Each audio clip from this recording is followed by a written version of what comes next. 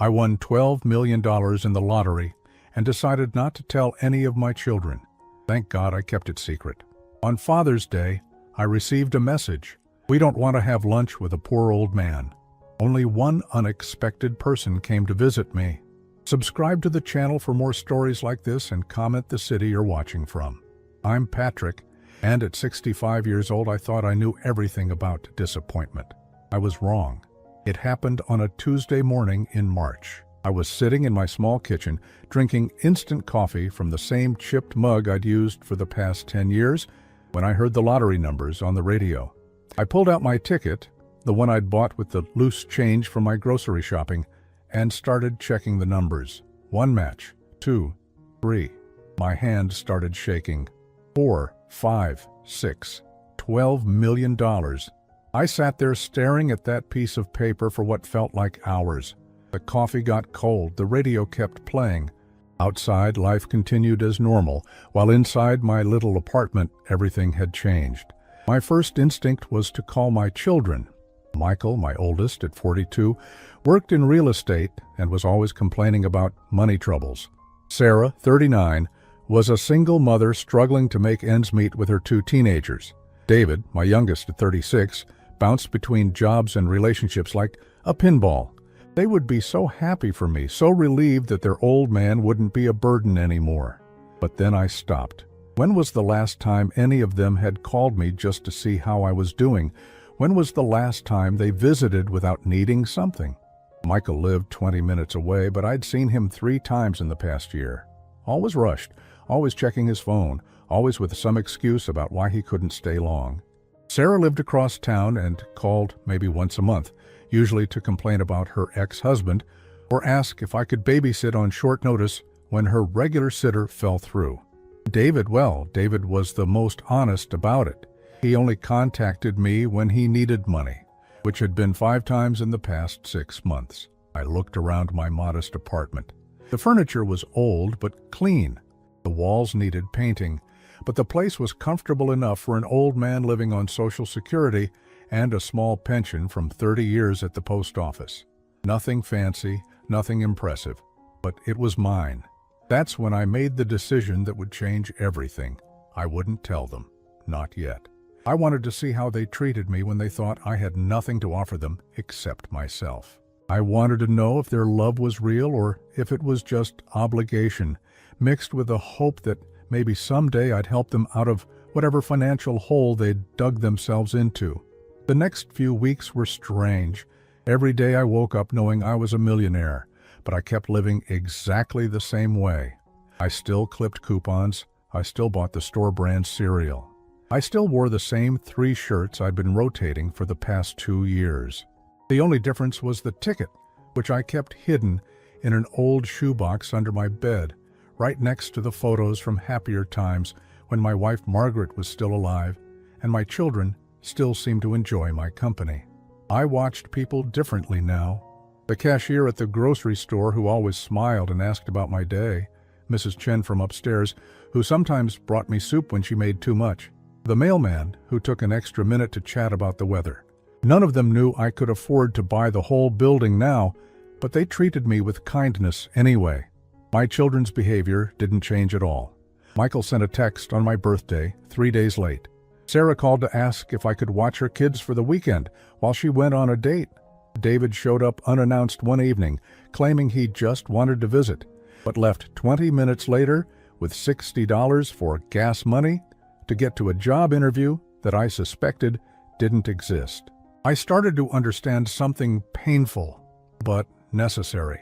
They saw me as poor old Patrick, the widower who lived alone and couldn't contribute anything meaningful to their lives. They visited out of duty, called out of guilt, and helped only when it was convenient for them. But I wasn't bitter. I was curious. How far would it go? How clearly would they show me what I really meant to them? Father's Day was coming up in a few weeks. I decided that would be my test. I'd invite them all for lunch the way Margaret used to do when she was alive. I'd cook their favorite meal, set the table nicely, and see if they'd spend one afternoon with their father just because he asked them to. I spent days planning it. I called each of them personally, not just a text message. I told them how much it would mean to me to have the whole family together. I even offered to cook Margaret's famous pot roast, the one they all used to beg for when they were kids. Michael said he'd try to make it, but he had an important client showing that weekend. Sarah said it sounded nice, but she wasn't sure about her work schedule. David just said, "Yeah, sure, Dad," in that tone that meant he was already thinking about something else. As Father's Day approached, I found myself looking forward to it despite their lukewarm responses.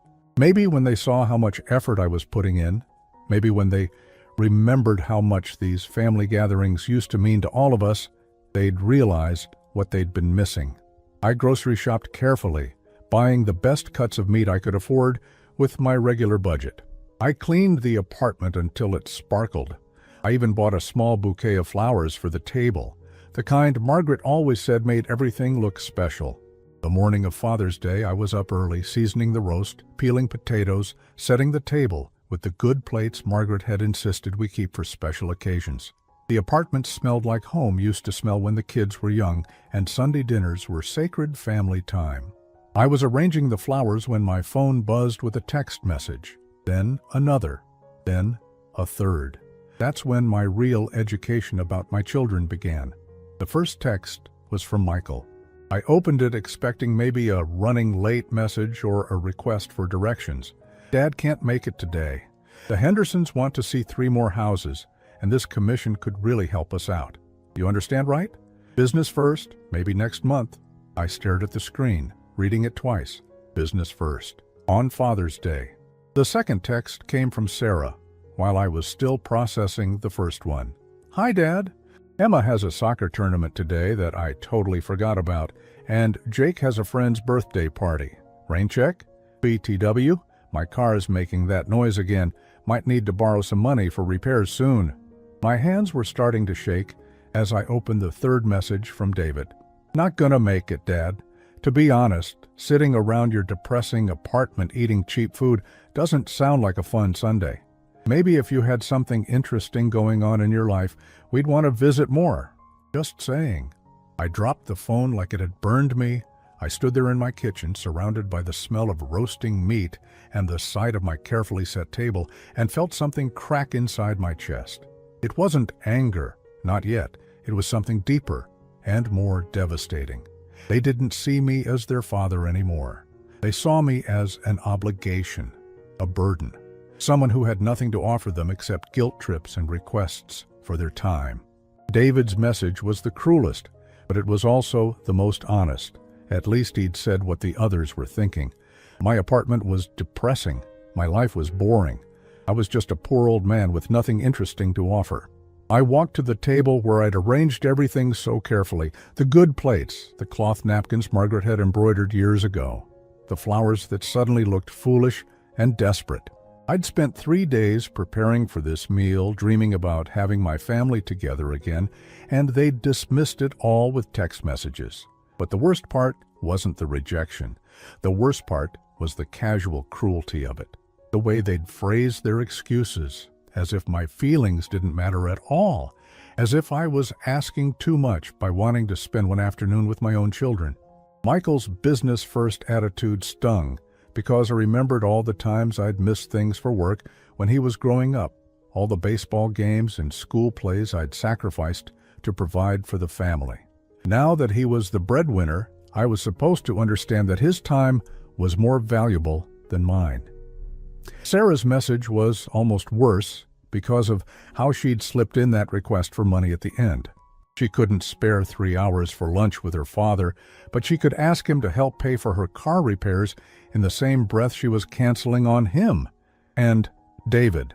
David's message was like a slap across the face, but at least it was honest. He was telling me exactly what all 3 of them thought, that I was pathetic, that my life wasn't worth their time, that I should be grateful for whatever scraps of attention they threw my way. I sat down heavily in one of the chairs I'd arranged around the table. The roast would be ready in 2 hours. The potatoes were already prepared. The house smelled like a celebration that no one was coming to. For the first time since Margaret died 5 years ago, I cried. Not the quiet tears I'd shed at her funeral, or the occasional sadness that hit me when I missed her. This was deep, ugly sobbing that came from a place I'd kept locked away. I cried for the father I'd tried to be and apparently failed at being. I cried for the grandfather my grandchildren barely knew because their parents couldn't be bothered to bring them around. I cried for all the Sundays I'd spent alone while telling myself my children were just busy, just going through phases, just dealing with their own lives. But mostly I cried because I finally understood what I'd been refusing to see for years. I had raised 3 people who didn't love me.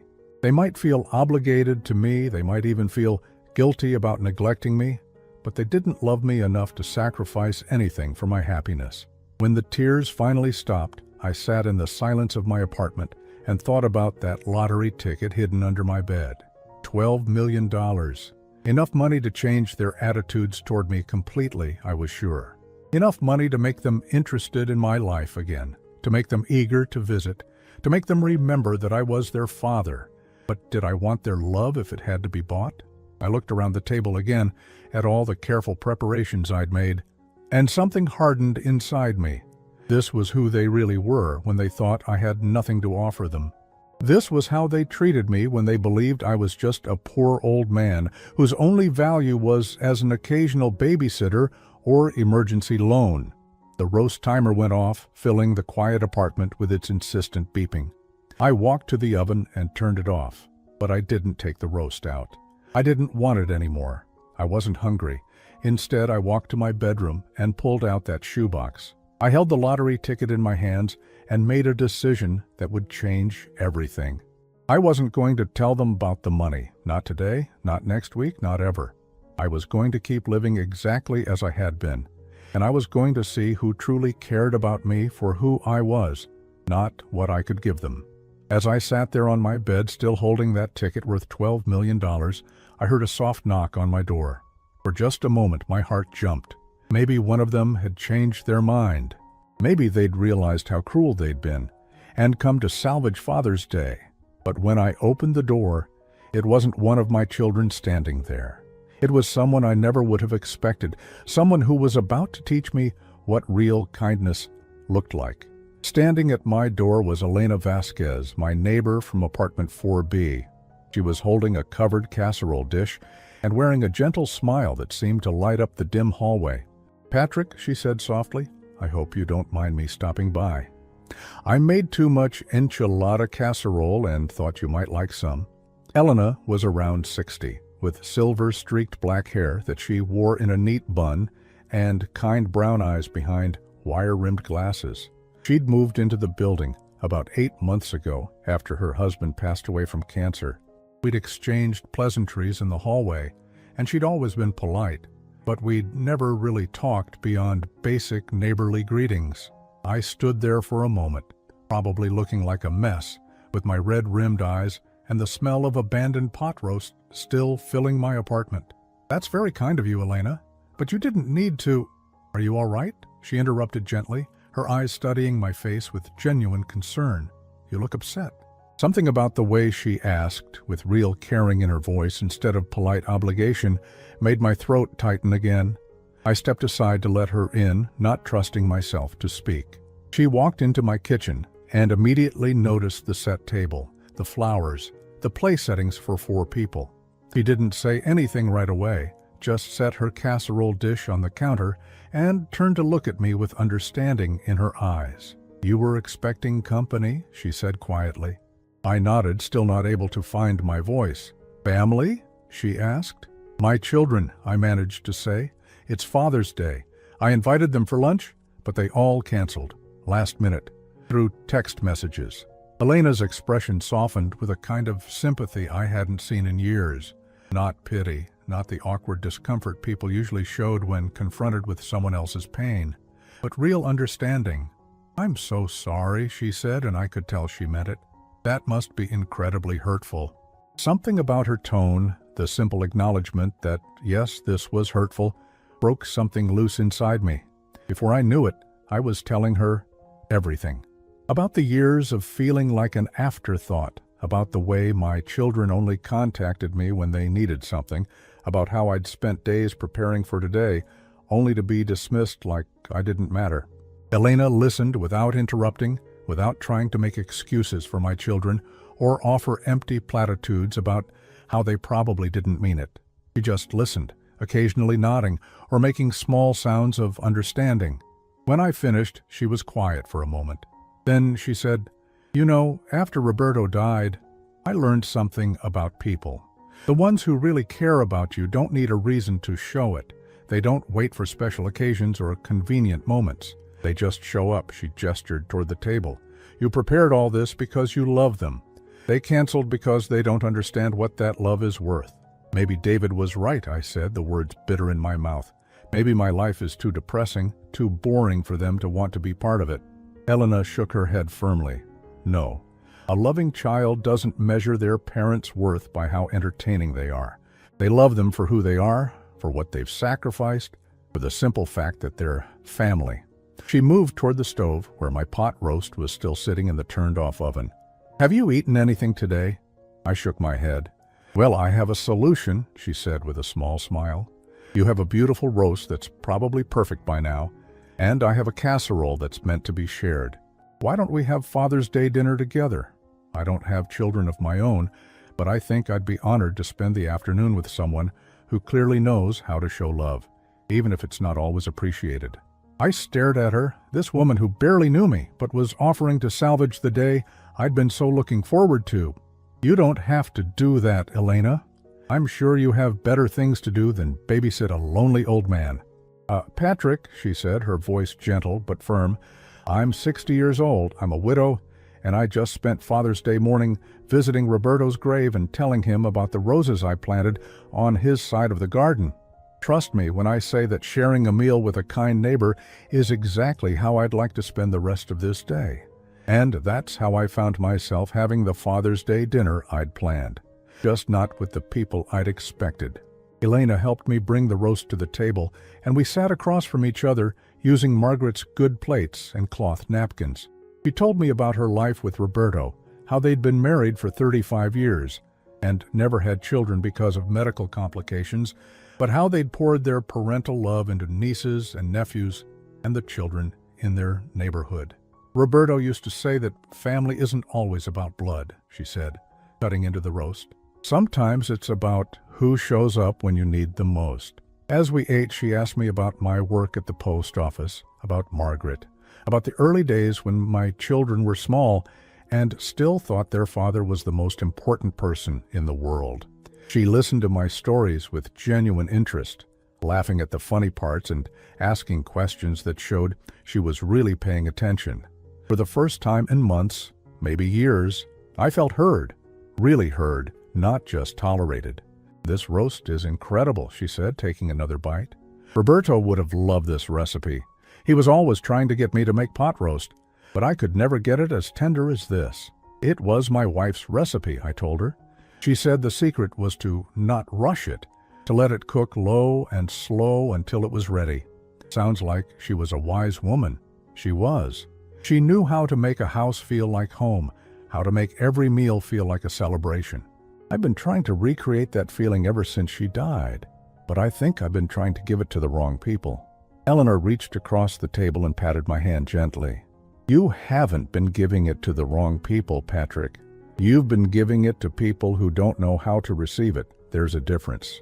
After dinner, she insisted on helping me clean up, despite my protests. As we washed dishes together, she told me about her work as a retired nurse, about the patients she'd cared for over the years, and how she'd learned that the smallest acts of kindness often meant the most. "You know what I noticed about people in the hospital," she said, drying one of Margaret's good plates. "The ones who got the most visitors weren't necessarily the ones with the most family.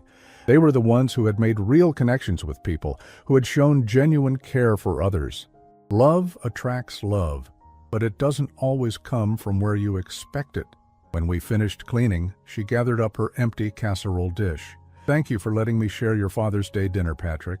It was exactly what I needed today." "Thank you for saving it," I said. "I don't know what I would have done if you hadn't knocked on my door." She smiled. "Probably sat here feeling sorry for yourself and eating too much pot roast." I laughed, realizing it was the first genuine laugh I'd had in weeks. "Would you like to have coffee sometime this week?" she asked, as I walked her to the door. "I make a pretty good Colombian blend, and I'd love to hear more about your postal service stories." Roberto used to love those kinds of stories about real people and their daily lives. "I'd like that very much," I said. After she left, I sat in my quiet apartment and looked at the table where we'd shared dinner.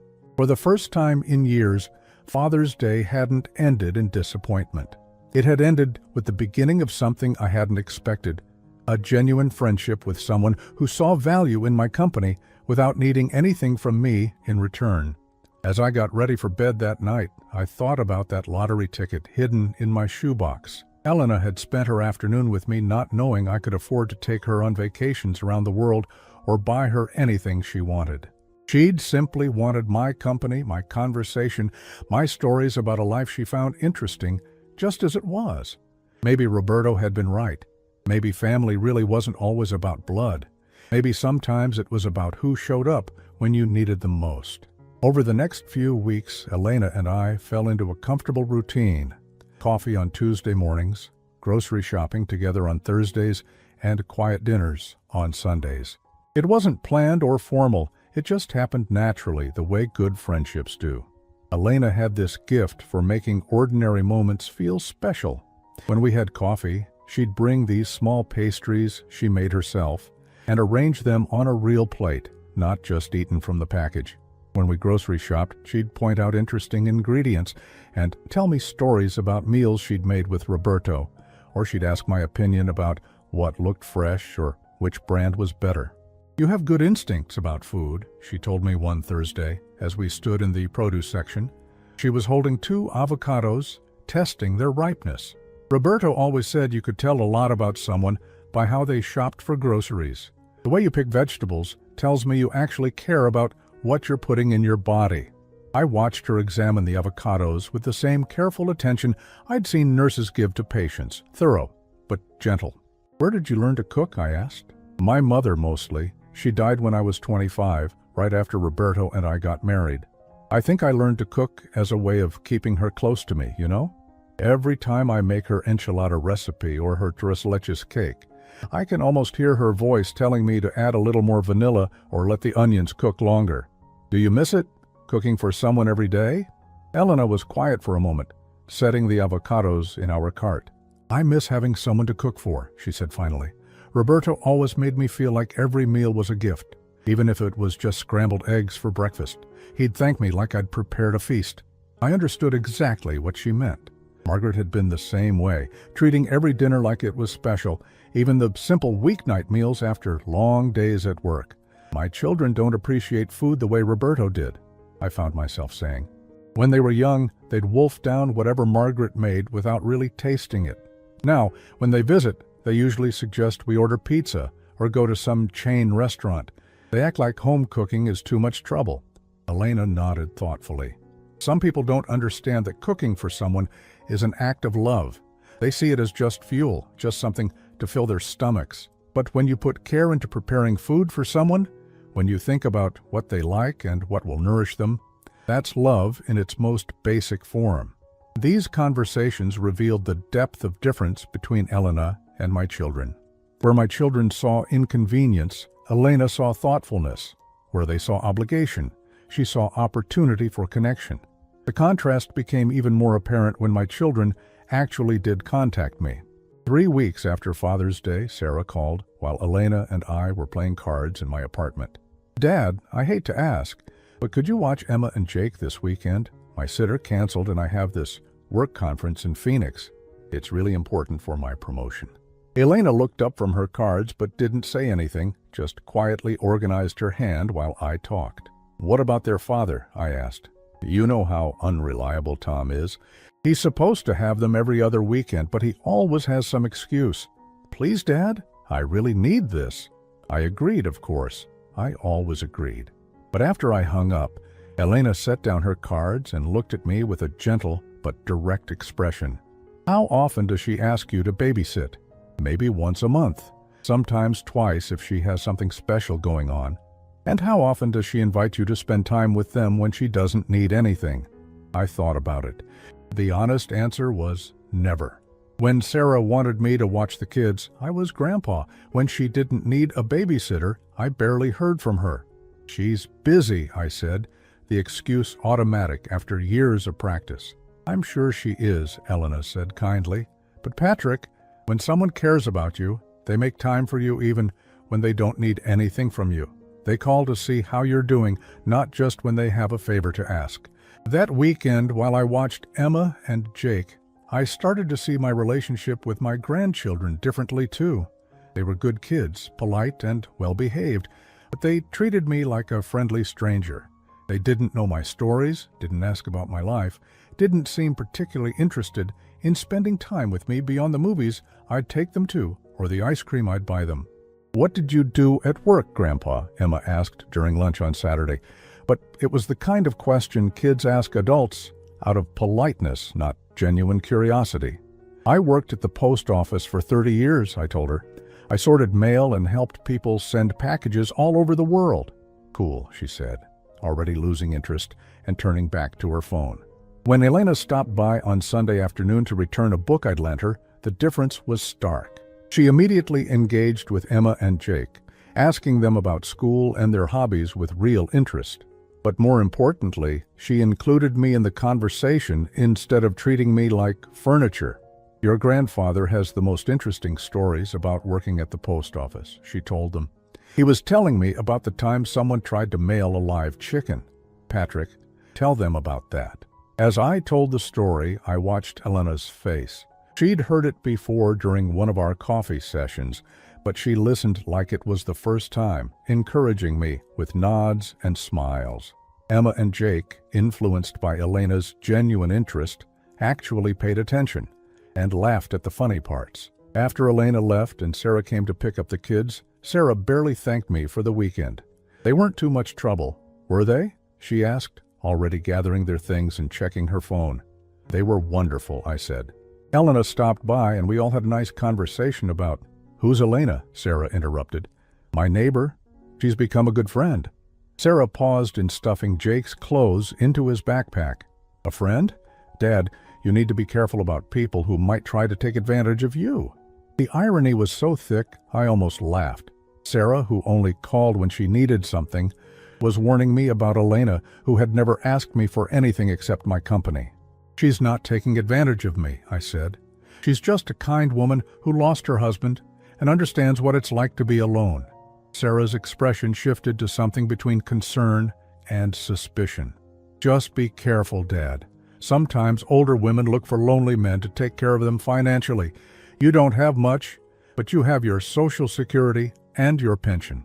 After they left, I sat in my quiet apartment thinking about Sarah's warning. She saw Elena as a potential threat to resources I supposedly needed to preserve, probably for my children's eventual inheritance. The idea that someone might genuinely enjoy my company without ulterior motives seemed impossible for her to imagine. That night, Elena called to check on me. "How was the rest of your evening with the grandchildren?" "It was fine," I said. "Sarah picked them up a few hours ago." "You sound tired." "Just thinking about some things Sarah said. She warned me to be careful about people who might try to take advantage of me." Elena was quiet for a moment. Then she said, "Patrick, can I ask you something? In all the time we've been friends, have I ever asked you for anything? Money, favors, anything at all?" I thought about it. "No. If anything, you're always the one bringing me food or offering to help with things. And have I ever made you feel like spending time with me was an obligation or a burden? Never. You make me feel like my company is actually wanted." "Then maybe," she said gently, "the problem isn't that I might take advantage of you. Maybe the problem is that your children can't imagine why someone would want to spend time with you unless they wanted something from you." Her words hit me like a physical blow, not because they were cruel, but because they were true. My own children had conditioned me to believe that my only value was what I could provide for others. They couldn't imagine Elena wanting my friendship for its own sake because they'd never wanted it themselves. After we hung up, I lay in bed thinking about the lottery ticket hidden in my shoebox. Elena had been in my life for weeks now, and not once had she mentioned money troubles or hinted that she needed financial help. She worked part-time at a local clinic, lived simply but comfortably, and seemed genuinely content with her life. She wanted my stories, my opinions, my company. She wanted to share meals and conversations and quiet Sunday afternoons. She wanted exactly what I had been hoping my children would want all these years. The realization was both heartbreaking and liberating. I had been measuring my worth by the wrong standards, seeking love from people who were incapable of giving it freely. But Elena had shown me what unconditional care looked like. And as I drifted off to sleep that night, I began to form an idea about how I might honor that gift in a way that would change both our lives forever. It was a Tuesday morning in late July when I realized I was ready to make the biggest decision of my life. Elena and I were having our usual coffee in my kitchen, and she was telling me about a conversation she'd had with her landlord the day before. "He's selling the building," she said, stirring sugar into her cup with more force than necessary. "Apparently, some developer wants to tear it down and build luxury condos." My heart sank. What does that mean for you? I have to be out by the end of September. He's giving all the tenants 60 days notice. She tried to smile, but I could see the worry in her eyes. I suppose it's time for a new adventure. Maybe I'll look for something smaller, further out where the rent is cheaper. How much time do you have to find a place? About 2 months. I've been looking online, but everything decent is either too expensive or too far from the clinic where I work part-time. She set down her cup and looked out the window. I keep telling myself it's an opportunity to start fresh somewhere new, but the truth is, I love this neighborhood. I love being able to walk to the market, to the park where Roberto and I used to sit. I love having you right down the hall. That last sentence hit me harder than she probably intended. In the 3 months since Father's Day, Elena had become the best part of my daily life. The thought of her moving away, of going back to the isolation I'd known before she knocked on my door, was unbearable. "What if you didn't have to move far?" I heard myself asking. She looked at me curiously. "What do you mean?" This was it, the moment I'd been building toward for weeks without fully realizing it. I took a deep breath and made a decision that would change everything. "Elena, I need to tell you something. Something I haven't told anyone, not even my children." Her expression grew concerned. "Patrick, what is it? Are you ill?" "No, nothing like that." I stood up and walked to my bedroom, returning with the shoebox I'd kept hidden under my bed for months. I set it on the kitchen table between us and lifted the lid. Elena stared at the lottery ticket nestled among the old photographs. "What is this?" "I won the lottery 4 months ago, $12 million. The silence that followed was so complete I could hear the refrigerator humming in the corner. Elena picked up the ticket with trembling fingers, looking at it and then at me. $12 million, she repeated softly. "I haven't told my children because I wanted to see how they treated me when they thought I had nothing to offer them. And you've seen how that turned out."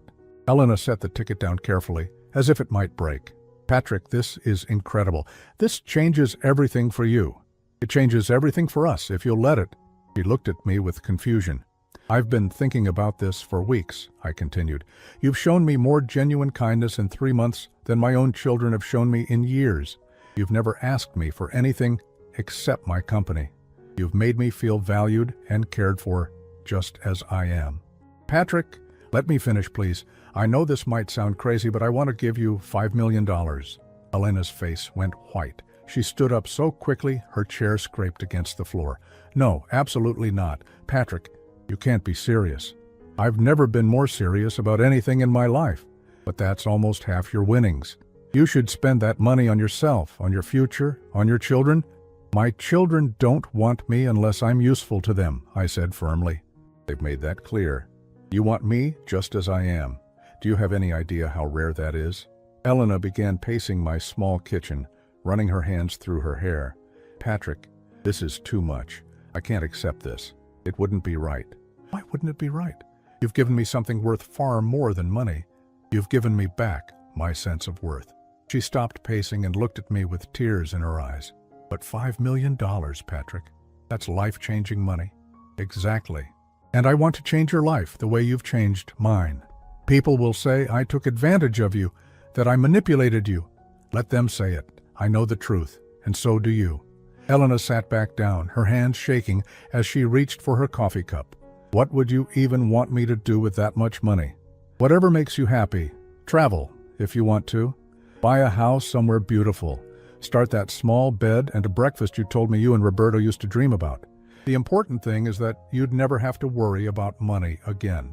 Patrick, I need to think about this. This is enormous. Of course, take all the time you need. But Elena, I want you to understand something. This isn't charity, and it's not some impulsive gesture. You've shown me what real friendship looks like. You've shown me that my life has value beyond what I can provide for other people. That's worth more than any amount of money. The next few days were difficult. Elena was clearly struggling with my offer, and I respected her need to process it. We still had our regular coffee meetings, but there was a tension in the air that hadn't been there before. During this time, my children provided an almost comical contrast to Elena's genuine internal struggle. David called on Thursday. "Dad, I need to borrow $300. My roommate moved out and stuck me with the full rent. I'll pay you back as soon as I get my next paycheck." "When did your roommate move out?" I asked. "Last week. I've been trying to figure out how to handle it on my own, but I'm stuck." Last week. He'd been struggling with this problem for a week, and had only called me when he'd run out of other options. Meanwhile, Elena was losing sleep over whether accepting my offer might somehow harm me.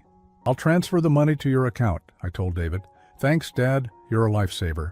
He hung up without asking how I was doing, without mentioning that we hadn't spoken in 3 weeks, without any acknowledgement that I might have my own concerns or problems to deal with. On Friday, Sarah texted asking if I could babysit the following weekend because she wanted to go to her friend's wedding in Las Vegas.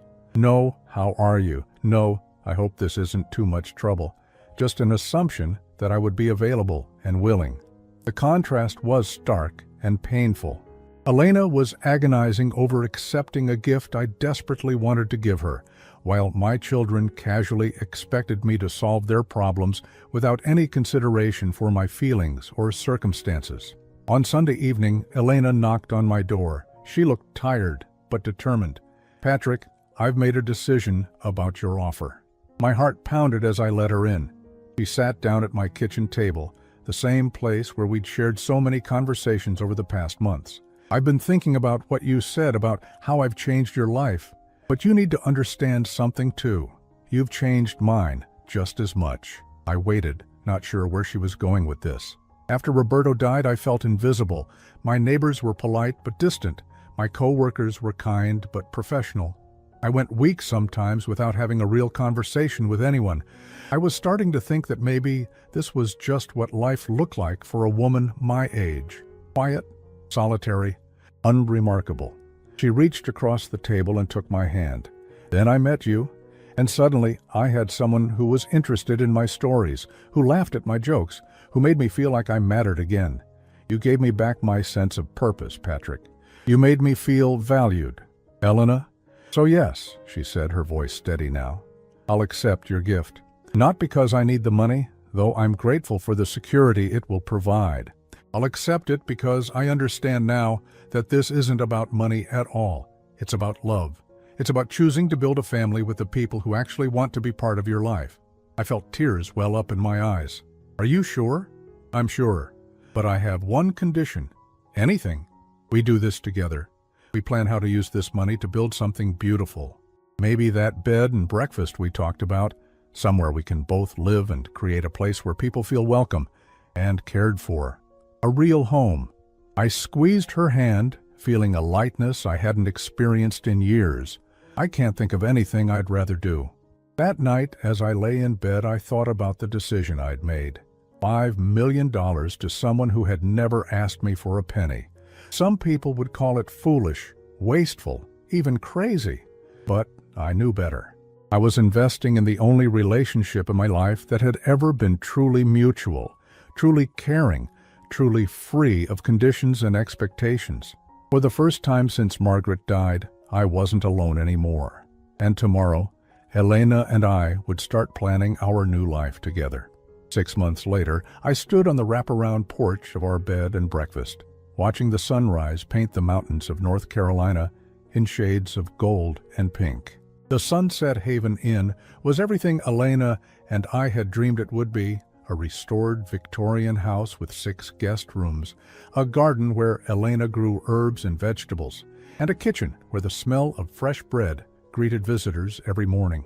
Elena emerged from the house carrying 2 cups of coffee, her hair caught by the morning breeze. At 61, she looked younger than when I'd first met her, as if having purpose and security had restored something vital in her. "The Hendersons are checking out this morning," she said, settling into the rocking chair beside mine.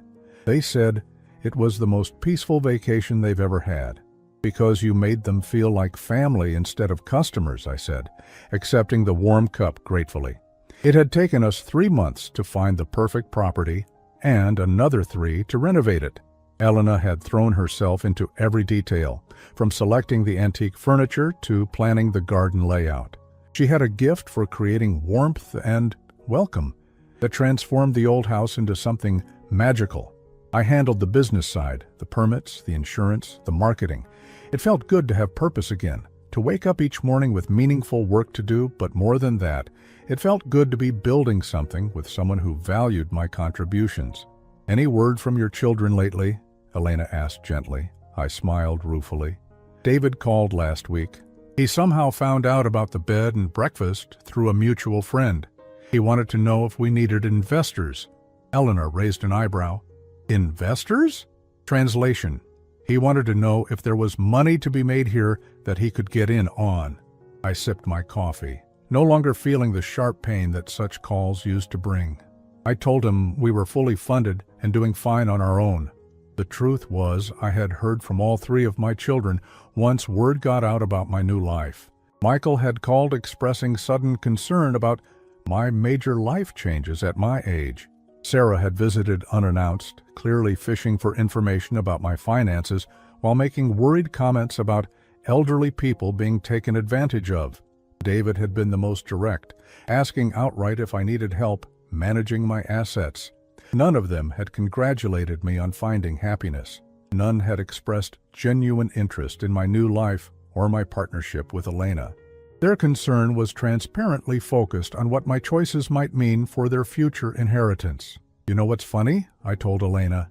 "Sarah actually asked me if I was suffering from dementia. She couldn't believe I would make such a dramatic change, unless something was wrong with my mental faculties." "What did you tell her?" "That my mind had never been clearer. That for the first time in years, I was making decisions based on what made me happy instead of what made other people comfortable." A car pulled into our driveway, and we watched as the Hendersons loaded their luggage. They waved at us from the porch, and Mrs. Henderson called out, "Thank you for everything. This place is magical." After they drove away, Elena turned to me with that smile that had first made me feel truly seen. "Do you ever regret it? Giving away so much money, I mean." I considered the question seriously. The $5 million I'd given Elena had been invested wisely. She'd bought our property outright, renovated it beautifully, and established a trust fund that would ensure her financial security for life. The remaining $7 million was more than enough for my own needs, especially since my expenses had decreased dramatically. Our business generated modest income, and more importantly, gave us both a sense of purpose and accomplishment. "Never," I said finally. "Money sitting in a bank account is just numbers. This," I gestured around us, "this is life. Even though your children will inherit less? Elena, my children have never cared about me. They've only cared about what I might leave them someday. The money I gave you is money they never deserved because they never earned it through love or loyalty or genuine care." It was true. In the month since I'd started my new life, my children's calls had become increasingly infrequent and transparently self-interested. They no longer pretended to care about my well-being once it became clear that I wasn't available for their usual requests for money or babysitting. "Besides," I continued, $7 million is still a substantial inheritance, more than most people leave their children. If they can't be satisfied with that, it says more about their character than mine. Our first guests of the day began arriving around noon, a young couple celebrating their anniversary. Elena greeted them like old friends, showing them to their room and explaining the history of the house with the kind of enthusiasm that made everything seem special. I watched her from the garden where I was picking tomatoes for lunch and felt that familiar warmth of gratitude. This woman had saved my life in every way that mattered. She'd shown me that I was worth more than what I could provide for others, that my company had value, that my stories mattered. The $5 million had given her security and opportunity, yes. But what she'd given me was priceless. A reason to wake up excited about the day ahead, someone who genuinely wanted to share life's small pleasures with me, a partnership built on mutual respect and affection. That evening, as we prepared dinner for our guests, Elena told me about a phone call she'd received from her nephew in California. He said he's proud of me for taking such a big risk at my age, she said, chopping onions with practiced efficiency. He said most people our age are too afraid to start over, but that watching me build this new life has inspired him to take some risks of his own. I don't know what kind of risks. He's always wanted to be a teacher, but he went into accounting because it was safer. Now he's thinking about going back to school to get his teaching certificate. I smiled, stirring the soup that would be tonight's first course. That's wonderful. See what happens when people see you living authentically? It gives them permission to do the same. As we served dinner to our guests that night, I listened to the conversation around the table. The young couple was asking Elena about the herbs in the garden. An older gentleman was telling me about his own retirement adventures. A solo traveler was sharing stories about the small town she'd visited on her cross-country journey. This was what family was supposed to feel like. People genuinely interested in each other, sharing stories and laughter, creating memories together. It wasn't about blood relations or obligation. It was about choice, about deciding to care for each other and show up for each other. Later, as Elena and I cleaned up the kitchen together, she said quietly, "Patrick, I want you to know something. The money you gave me changed my life, yes? But you changed my life before you ever mentioned money. You gave me friendship when I was lonely, purpose when I felt lost, and hope when I thought my best years were behind me. You did the same for me," I said, drying the last of the dinner plates. "I know. That's what makes this so perfect. We saved each other." That night I sat on the porch with a glass of wine, looking up at stars that seemed brighter here in the mountains than they ever had in the city. I thought about Patrick from a year ago, the man who'd sat alone at a carefully set table on Father's Day, waiting for children who never came. That Patrick had measured his worth by how much others needed him, how much he could provide, how useful he could make himself. He'd accepted crumbs of attention and called it love. This Patrick knew better. This Patrick had learned that real love doesn't keep score, doesn't demand payment, doesn't require you to diminish yourself to make others comfortable. I pulled out my phone and scrolled through my contacts until I found the numbers I'd kept but rarely used anymore. Michael, Sarah, David, my children, who would always be part of my history but who had chosen not to be part of my future. I could call them. I could try once more to build bridges, to find some way to have them in my life, but I didn't want to anymore. I had found my family, and it was enough. Elena came out onto the porch with her own glass of wine. "Penny, for your thoughts. Just thinking about how different life is when you stop trying to force people to love you and start appreciating the people who already do." She settled into the chair beside mine, and we sat in comfortable silence, listening to the night sounds of our new home. Somewhere in the distance, an owl called to its mate. The sound was answered immediately, a perfect example of call and response, of communication between beings who understood each other. "Elena," I said softly. "Yes? Thank you for knocking on my door that day. Thank you for opening it." As we sat there together, I realized that this was what happiness felt like. Not the desperate, grasping kind that demands more and more, but the quiet, settled kind that comes from having enough. Enough love, enough purpose, enough peace. I was 70 years old, and I had finally learned the difference between being needed and being loved, and I had never been happier.